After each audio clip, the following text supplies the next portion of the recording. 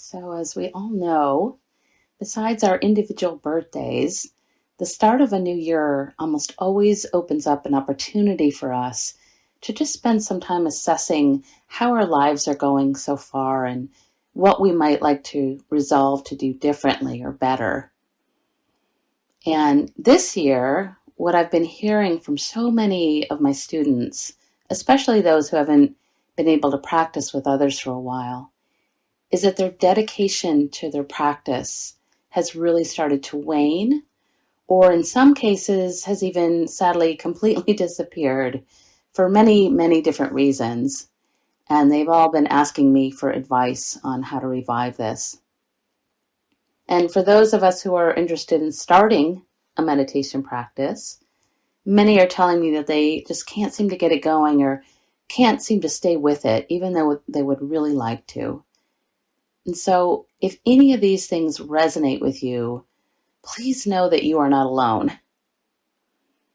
As you might imagine, one of the main reasons so many people are having such a difficult time sitting right now in this challenging time that we're all living through is that many of us are just feeling extra vulnerable right now, or maybe extra human.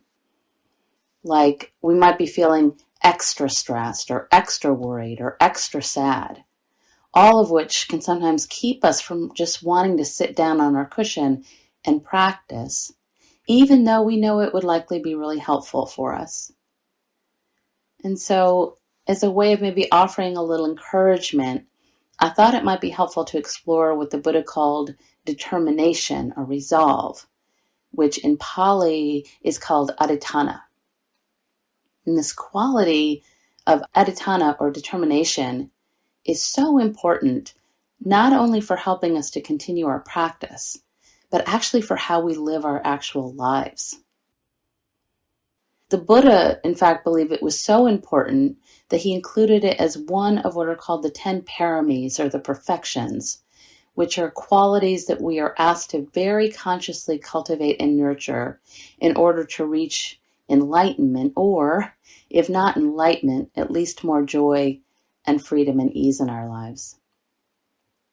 And if you're curious or interested, the other 9 qualities that the teachings ask us to develop are generosity, virtue, renunciation, wisdom, energy, patience, truthfulness, loving kindness, and equanimity. And by the way, all of these things are also the things that we are being asked to continue to develop using our practice of determination, that parami of determination.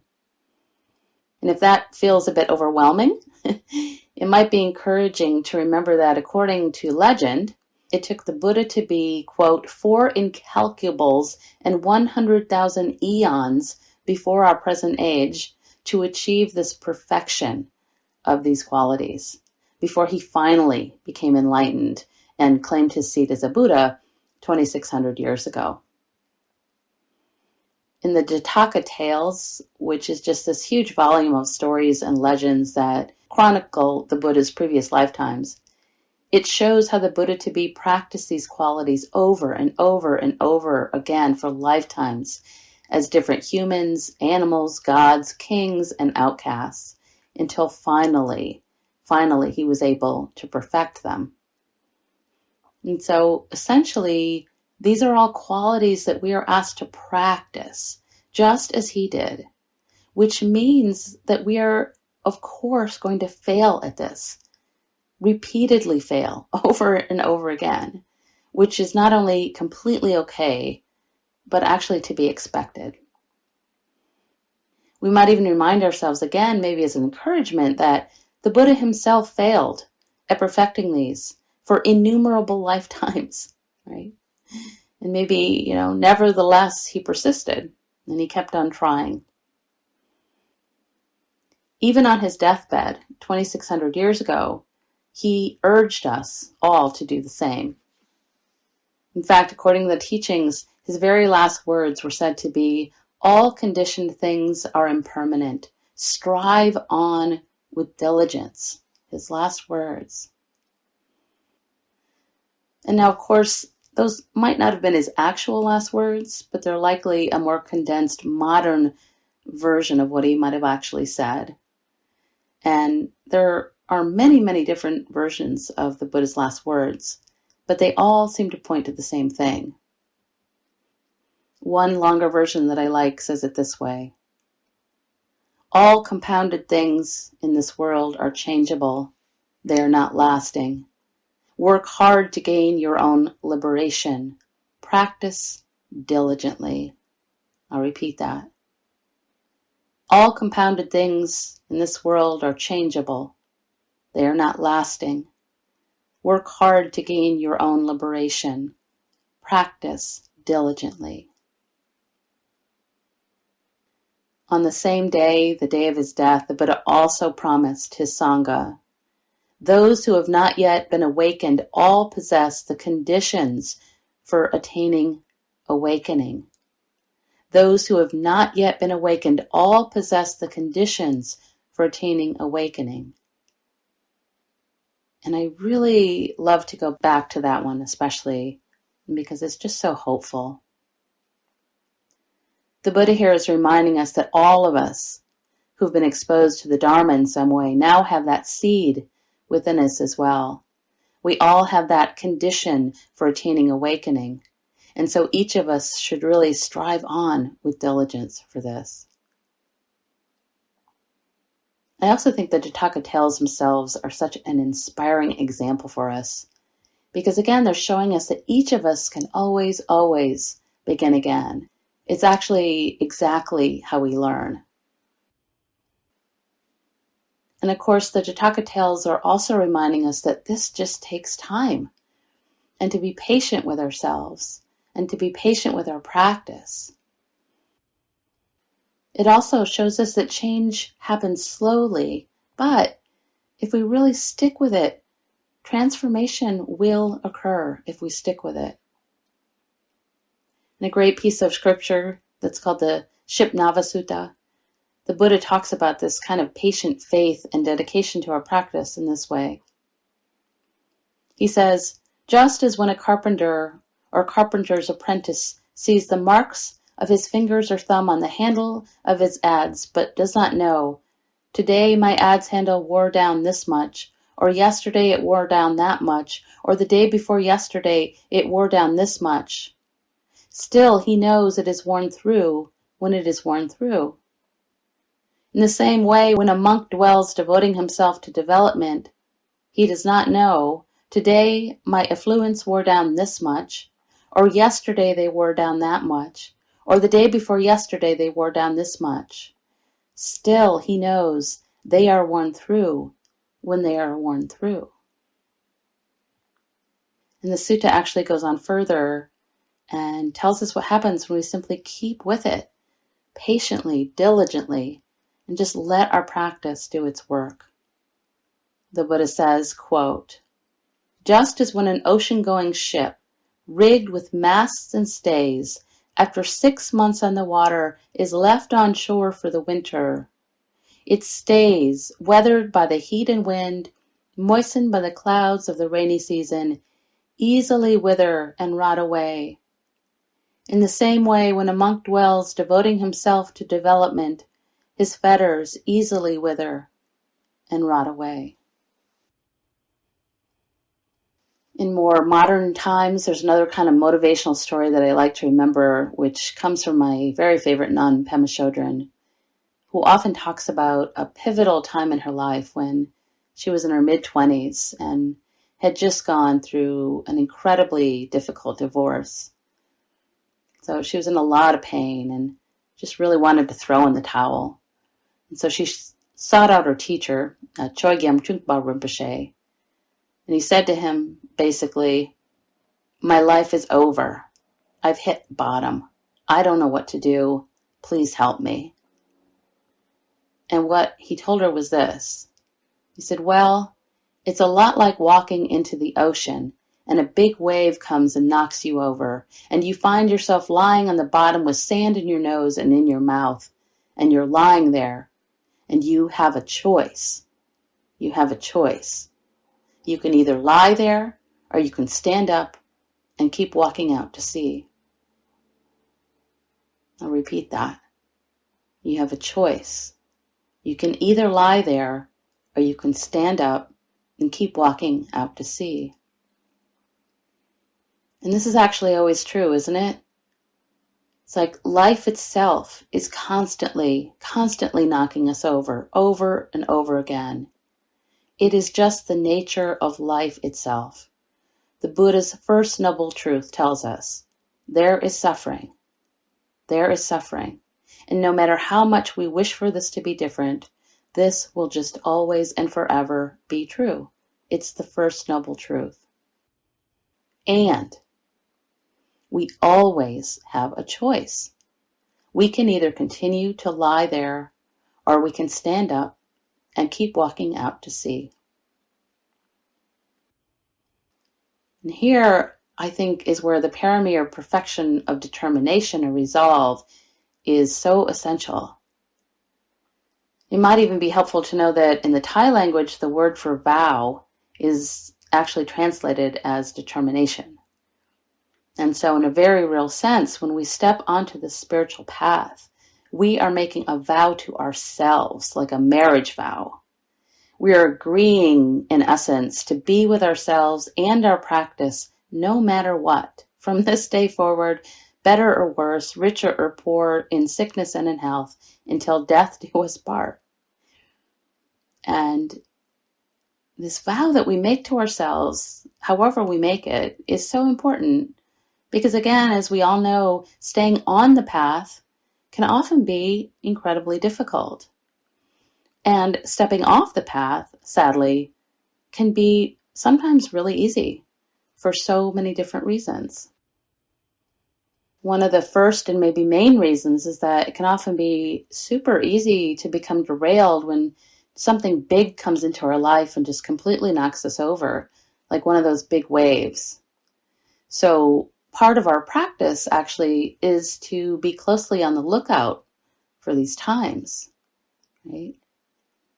So for instance, it might be easy for us to experience this wave maybe when we get sick or injured, or maybe when someone in our family gets sick, or maybe even passes away. It might also happen when there's a big change in our lives, like a job change or a move, or maybe a new relationship, or maybe a new baby enters into the family. And sometimes, though, it can be something as deceptively simple as a vacation or a trip somewhere. Right? A lot of people have told me they just have lost their practice when they return home. It can really be whatever knocks us a little more strongly out of our regular routine. And if we're not conscious or aware of this, when we've forgotten our resolve or our vow to ourselves, what happens is that our practice can start to slip. And sadly, sometimes it can just disappear, maybe for years, and sometimes even forever. Even for those of us who have been doing this for a while, maintaining a regular practice is not easy. Just like a marriage is not always easy. Which means, of course, that it's even more difficult for people who are new to practice, especially when they reach that place where, if you'll excuse the expression, the shit really starts to hit the fan. It's like, after we've learned how to calm the mind and the body, suddenly we start seeing all our stuff. And sometimes this can just really feel like too much. And then what happens is that we tend to want to run away. Just don't want to do it. This is so common. I see this especially on some of the overnight retreats that I lead. And in meditation teacher parlance, this is affectionately known as the bail. On one longer retreat I led, I vividly recall one woman who was new to practice, who wrote me a note on the second or third day that I thought was just so simple and honest. It just read, "This is just too much for me. I'm sorry." That's it. This is just too much for me. I'm sorry. Sometimes in the beginning especially, we may even start thinking, what am I doing? All this meditation seems to be making me more unhappy. Why do I want to practice this? Or we might want our practice to just be like a drink of wine every time. Or maybe we want it to just be easy and simple and uncomplicated, and it's not. Or maybe we want it to be the same each time. Or maybe we want meditation to mean that it takes us out of our bodies into another place, maybe another mystical state. Or maybe our bodies just aren't cooperating and we're working with pain, tiredness, agitation, squirming. Or maybe we're just completely bored with it. It's just boring. So what happens is our minds start to talk to us, like there's a little person whispering things into our ears, like, you're just too tired today, or, your body's just too achy right now, or, you've got way too much to do and you're super stressed. Just meditate tomorrow. Or, I'm just too emotional, too angry, sad, full of self-doubt. So I'm just going to do this tomorrow when I'm more peaceful. But that's a little like saying, I think I'll go to the gym after I lose all this weight and get a little more in shape. Or we might think, my God, this is just taking too long. I just really need to go get a drink, and that's it. But whenever we skip our practice, what happens is that it just becomes easier and easier to skip it the next day and the next day and the next day. And suddenly it's just no longer part of our lives at all. Another way that we can cheat ourselves or get away from our resolve is by not making the most out of our sits. So for instance, we might just stop at 10 or 20 minutes instead of deepening our practice, especially when the going gets rough in some way. So again, we might find ourselves telling ourselves things like, I'm tired, or this is boring, or I'm not feeling that promised enlightened bliss, or this is too hard, I'm just going to get up now. Variety of things we can tell ourselves to stop practicing. The sad part of this is that as a result, if we continue to do this and not make the most of our practice, we never really get a taste of what lies outside what is often called the limits of our expectations. As a great teacher and scholar, Thanissaro Bhikkhu tells us, as the Buddha said, the purpose of the practice is to see what you've never seen before, realize what you've never realized before. And many of these things you've never seen or realized lie outside the limits of your imagination. But in order to see them, you have to learn how to push yourself more than you might imagine. Thanissaro Bhikkhu also said that doing this requires not only resolve, but by being skillful with our resolve. And very happily in the teachings, the Buddha helps us with this a bit by teaching us that our resolve or determination should include 4 qualities. And these 4 qualities that we'll explore are discernment, truth, relinquishment, and peace. So I'll start with that first one, discernment, which essentially means 2 things. The first is that we are asked to discern what might be wise and attainable goals. In other words, we want to make sure that what we've chosen is sustainable. Otherwise, if we push ourselves too hard, it's just going to lead us into being disappointed in ourselves, and suddenly it's going to become okay to just quit. So, for example, you might find yourself thinking, okay, I'm completely motivated, so instead of just sitting for 15, 20 minutes every day, I'm going to commit to sitting an hour in the morning and an hour at night, and I'm not going to let myself move in any way while I'm doing this. Even if my legs fall asleep or if a sticky bug lands on my nose for 20 minutes. I am so motivated. Unfortunately, though, again, this is often just a setup for disappointment, and we end up quitting because it's just too much. So in this case, we haven't used our wise discernment to assess this. So if we want our practice to be sustainable, we want to choose something that is attainable. For instance, we might start then with 5, 10, 15, 20 minutes of practice, and then slowly increase the time by 5-minute increments, so that again, it's attainable, which means it's sustainable. And if we want our practice essentially to be sustainable, what's also absolutely essential is for us to pick a daily time and make a vow again to just stick with it. And if you're new to practice especially, I really hope you can take this advice to heart, because just telling yourself that you're going to meditate at some point during the day, when you feel like it or when you find time, this rarely, if ever, works. So please know ahead of time that that is just a complete setup. And if you find yourself telling yourself those kinds of things, you might really just check it out and ask yourself if it's working. And then you might try something different, which is to make a vow to yourself to sit every single day, no matter what, even if it's just 5 minutes. Just 5 minutes.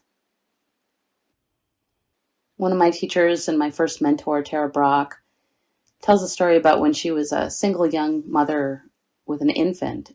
And even as a meditation teacher, she just couldn't seem to find 1 second in the day to practice. And so she made a vow to herself to sit every single day, no matter what, to keep that trail of breadcrumbs going so that she could find her way back to her practice, or at least wouldn't lose the way there. And she said that during that time, the very most she could do most days was to just sit on the edge of her bed right before she went to sleep for just 5 minutes. But it actually did the trick. It kept her from losing her practice. So she kept her vow and she made it very attainable so that it could be sustainable. So the second aspect of our discernment is for us to set a specific goal for our practice. So for instance, a lot of people just sit down somewhere and start practicing. And of course, this is fine, but we are really going to see a difference in our practice if we keep in mind a particular goal for ourselves. And by the way, just to say, this is not that we set a goal so that we are then constantly depressed about not reaching our goal in some way. It's more like our goal might be to continue to try to stay with or return to the breath for the whole half hour or so. Or it might be to deepen our sense of presence, opening up to all of it. Or our goal might be to meet everything that arises within us with a deeper sense of kindness and compassion, allowing. Or it might be to get a sense of the aspect of no self, right? To experience just pure being and sensation, recognizing that we are simply in the moment, experiencing whatever's here. Okay. So the reason that we do this, make a goal, again, is because it can be really difficult to practice without one. Otherwise, we might start wondering why we're sitting here meditating when we maybe could be sitting out on a beach somewhere doing something else. It's also important to take a good look at our goals and see if they are in any way strengthening our sense of self, or if we are in some way striving to be out of body or on another plane somewhere. So some examples of this might be thinking, if I get really good at this, I might actually start levitating. Or maybe I'm going to actually discover that I have special magical powers. Or maybe I can actually rise above, just like floating, rise above everybody else. Or I will become a super good spiritual person, the best meditator ever. A few years ago, actually, there was this really funny video that was being passed around on the internet that was about the Meditation Olympics. And there were 3 contestants all sitting in a big stadium with these moderators who you might imagine are former meditation champions.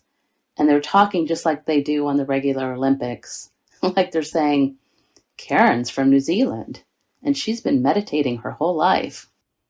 Or one interesting thing about Karen is that she's been able to open up 4 chakras, and we're so pleased to have Hutch with us. He's a complete newcomer to the practice. And then, of course, we have our world champion who has won 5 gold medals, and they're off. And then the video shows them all trying a little too hard to meditate, and 2 of them really fail at this.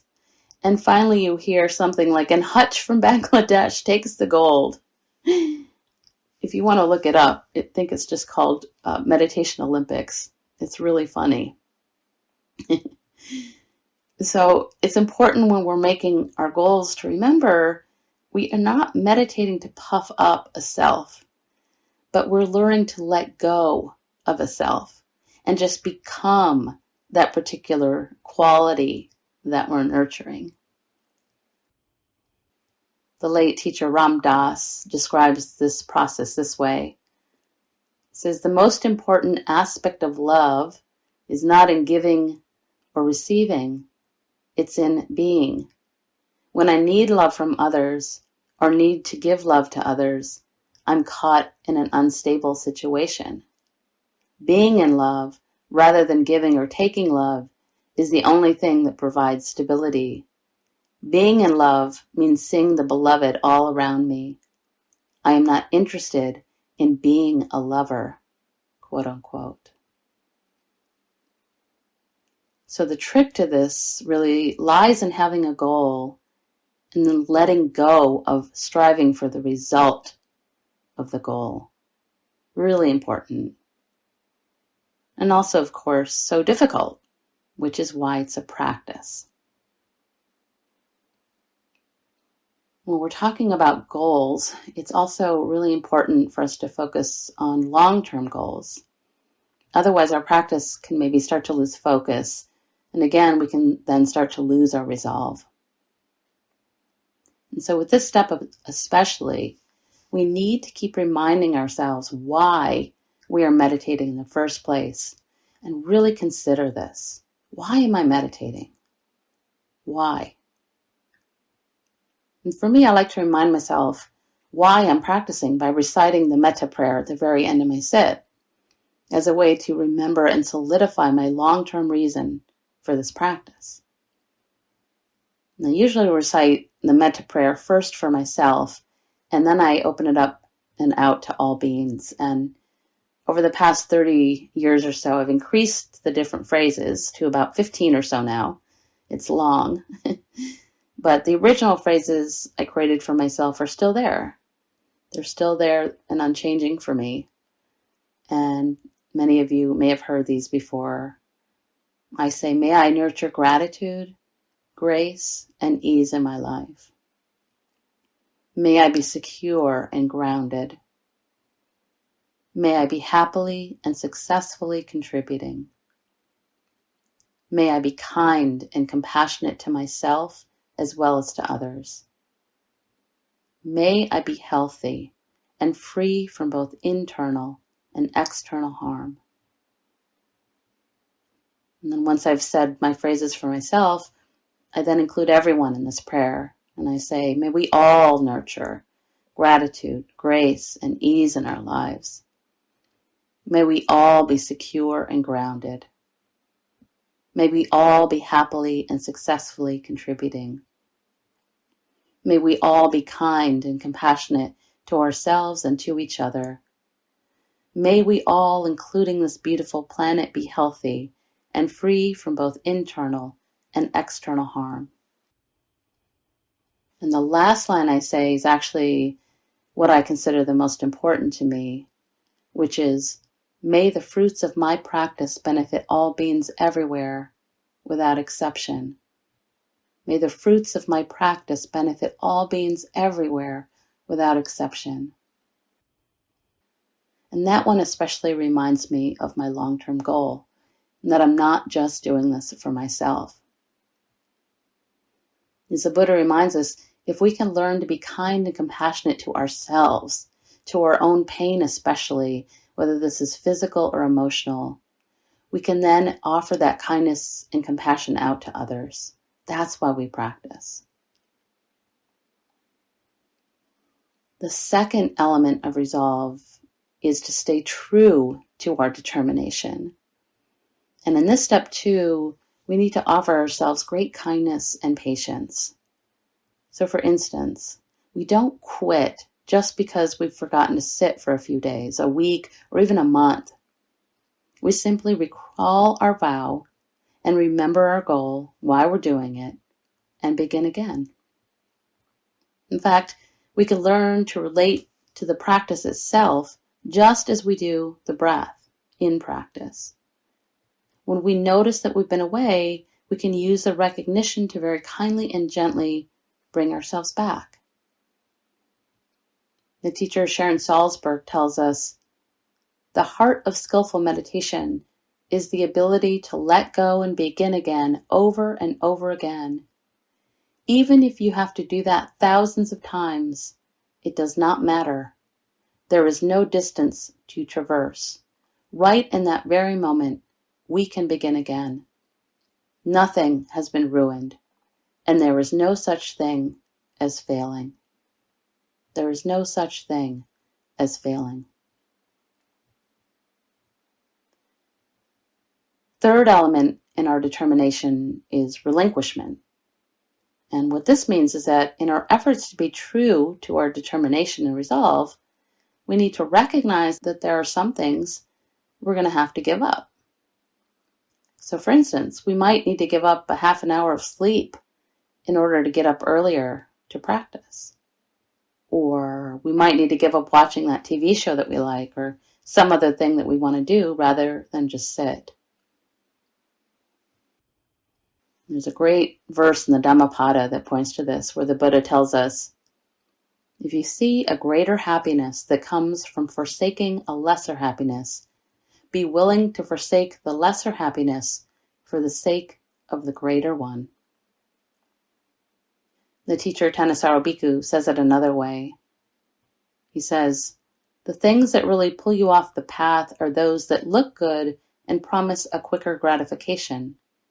But once you've got the results of the quick fix, many times you don't get any gratification at all.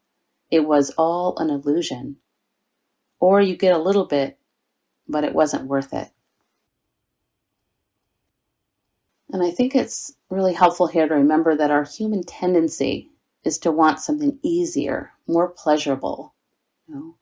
We all want to feel good, and we all want to be bad sometimes, right? It's exciting, it's a rush. And we all want to go away from ourselves or our lives sometimes. And these things aren't necessarily wrong, but the teachings are telling us we need to really take a good look and be honest about what brings us true happiness and what eventually leads us to more stress and suffering. Just as for instance, right, we might really want to go out and get drunk and party, but what are some of the things that happen as a result? Or we might really want to have that affair, but what happens afterwards? These are fairly obvious ones, but think about other quick fixes like maybe watching hours and hours of TV to get away, or choosing to browse the internet for hours, or making ourselves too busy with things we have to do, or indulging in too much food or entertainment or excitement, instead of choosing to be still and quiet and practicing.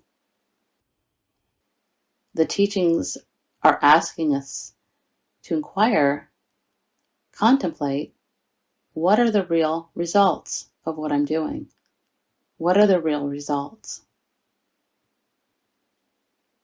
So the teachings urge us to use discernment as we go along to remind ourselves that the lesser pleasures really are lesser.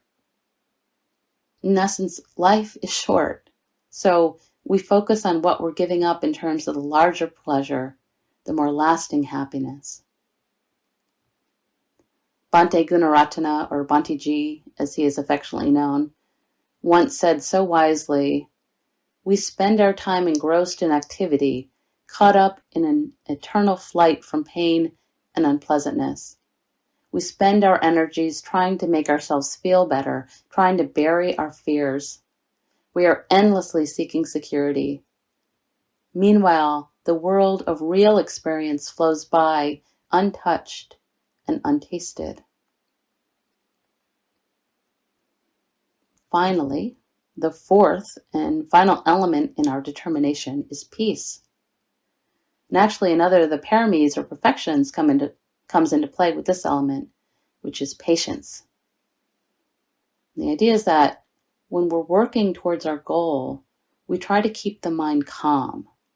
So we don't get worked up over all the difficulties that arise. And we don't get worked up over all the things that we're having to give up.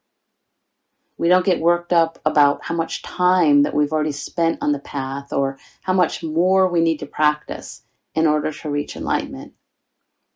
Instead, we focus very calmly with great patience on the steps that are right ahead of us. And here, I think it's helpful to remember what the Buddha taught us. Again, that it is our human tendency to feel disappointment when we can't have what we want or when we don't want what we have. And by the way, this includes what we want for our practice. So, it's really okay if we still find ourselves getting angry or fearful or jealous or sad or depressed about things. We are human. And these are actually all things that we can bow to whenever we see them arise in our practice. And instead of looking at these things as failures, we're being asked to look at them as stepping stones instead.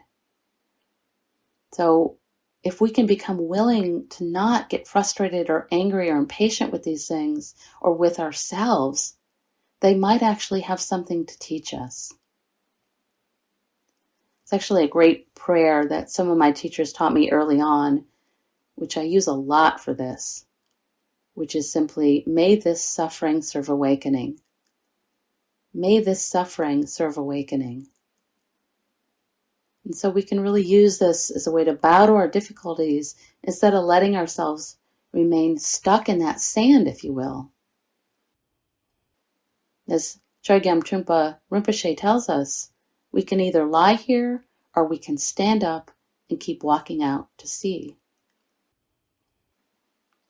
Which brings us all the way back to the beginning, recalling the vow of determination from the Buddha to be, who taught us through his example that we can all use these failures to help us to learn and to grow and eventually maybe become a Buddha. So I think I will end there and invite you, if you'd like, into a meditation on resolve. And so if you're at home or someplace that you can find a good seated posture, I invite you to do that now, closing the eyes. If you're listening while you're driving or walking, you might just drop down into the body, sense your sit bones if you're sitting, sense your feet if you're walking, and feel held by the earth. Let the body relax a little more into the support of the earth. And if you're sitting at home, you can do the same. Sense the body held, relaxing into the earth. We let go and open.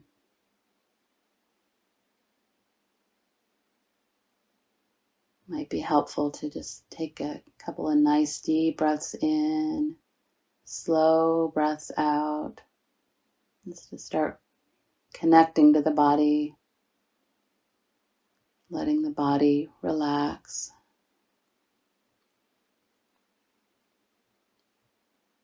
You might notice the palms of the hands. Let them be soft and open in a gesture of letting go.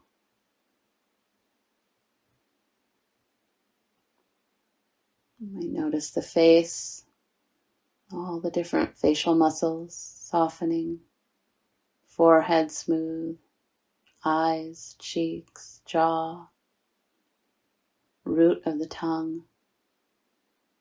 Still breathing.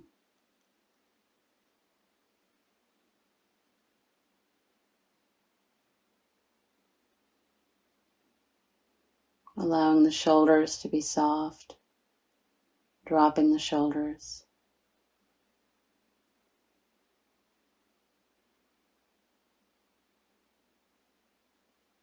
Allowing the belly to be soft, undefended like a 2-year-old's belly. Letting go, breathing.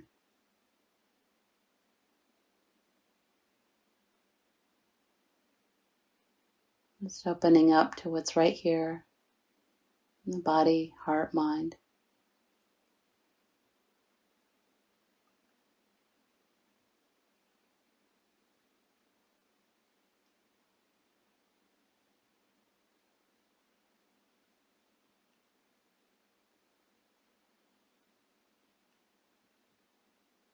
As you're ready to contemplate, what, if anything, do you think might be hindering you from being more resolved or committed or strongly motivated to do your practice? Is there anything that might be hindering you from your vow?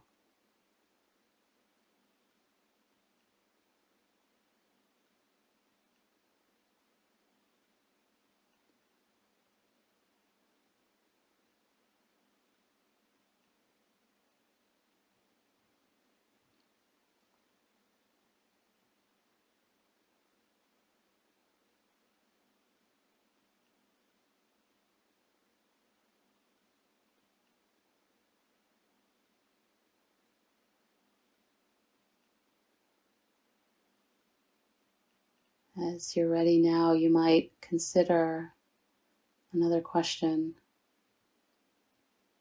Are there any beliefs, attitudes, or feelings that might be making you reluctant to be more resolved, more committed to your practice? Any beliefs, attitudes, or feelings?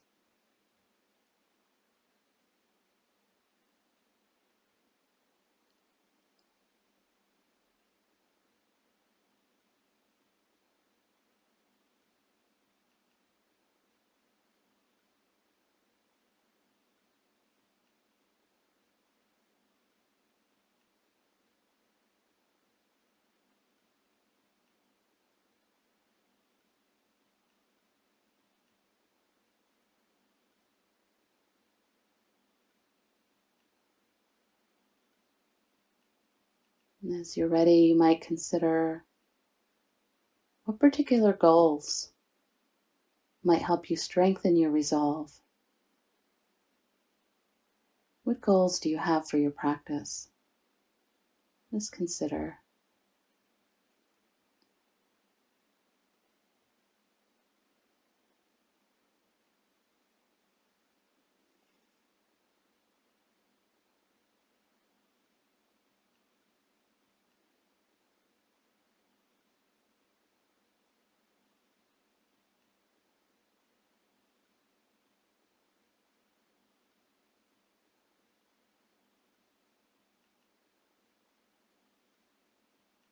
As you're ready now, you might consider, what do I need to give up in order to strengthen my resolve?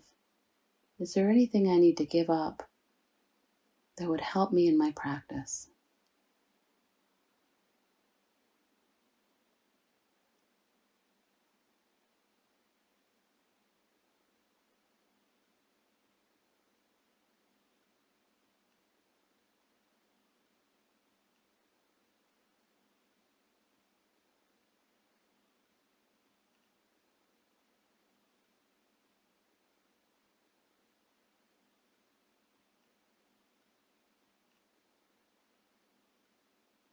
And finally, you might consider, what particular things might I be doing right now that could help me strengthen my resolve or my vow?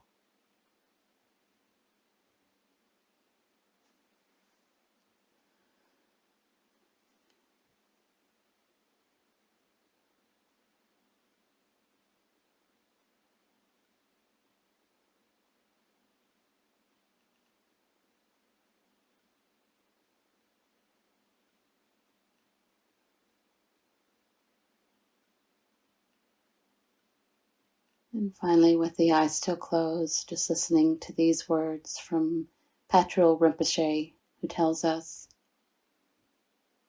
each instant, put your heart into it again. Each moment, remind yourself again. Each second, check yourself again. Night and day, make your resolve again. In the morning, commit yourself again. Each meditation session, examine mind minutely. Never be apart from the Dharma, not even accidentally. Continually, do not forget. Continually, do not forget. Namaste and blessings.